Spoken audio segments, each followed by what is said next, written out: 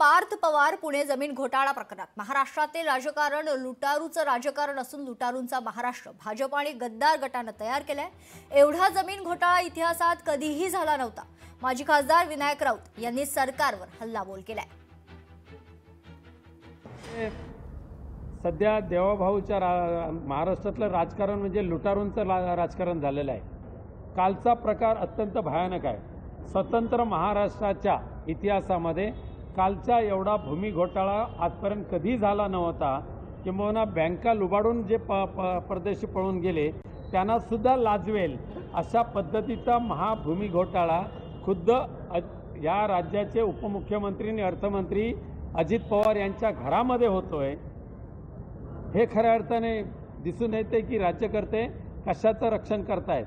त्यामुळे अधिकाऱ्यांना बळी द्यायचं आणि ज्यांनी हा महाघोटाळा केला त्यांना अभय द्यायचं अशा पद्धतीचं काम काल केलेलं आहे। लोकशाही मराठी ऐका, पहा, जागरूक रहा।